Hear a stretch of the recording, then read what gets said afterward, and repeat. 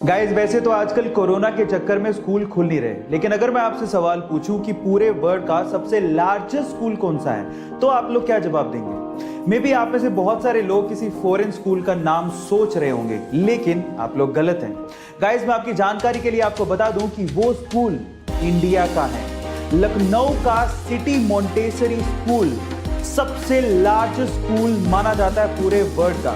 उसमें 45,000 से भी ज्यादा बच्चे पढ़ते हैं। ओह माय गॉड गाइस, इसी वजह से उस स्कूल का नाम Guinness book of world record में भी शामिल है ना अमेजिंग फैक्ट। गाइस अगर मैं आपसे सवाल पूछूं कि हमारे सोलर सिस्टम का यानी कि हमारे सौर मंडल का सबसे हॉटेस्ट प्लैनेट कौन सा है तो आप लोग क्या जवाब देंगे? मे बी आप में से बहुत सारे लोग बोलेंगे कि सन के पास जो प्लैनेट होगा वही सबसे हॉटेस्ट होगा, यानी कि ज्यादातर लोग मर्क्यूरी यानी कि बुध ग्रह का नाम लेते हैं, लेकिन यह आंसर बिल्कुल गलत है।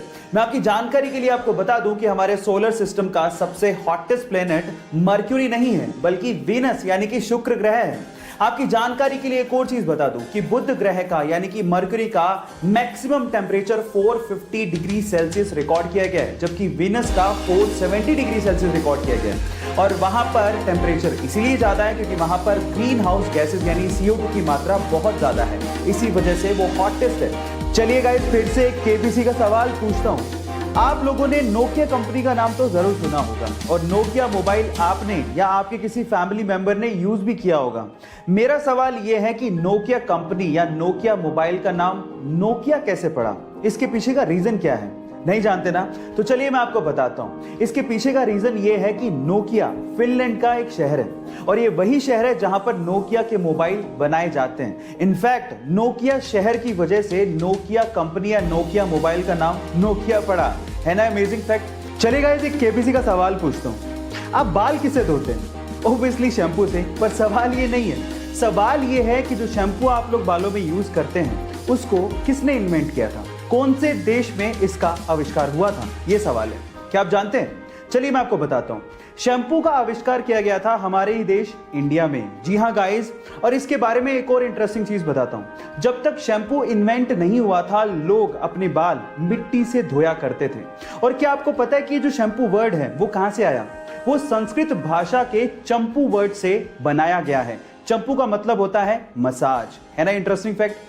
चलिए गाइस एक सवाल पूछता हूं। मेरा सवाल यह है कि पूरे एशिया में पहली इलेक्ट्रिक स्ट्रीट लाइट कौन से शहर में लगाई गई थी और कब लगाई गई थी? क्या इसके बारे में आप जानते हैं?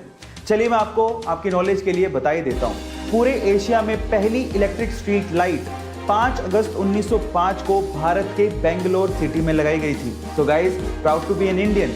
गाइस किसी जमाने में भारत हॉकी का सिरमौर हुआ करता था और उसकी वजह थी हॉकी के जादूगर ध्यानचंद। बाय द वे हमारे देश का राष्ट्रीय खेल क्रिकेट नहीं है बल्कि हॉकी है, ये तो पता है ना आपको।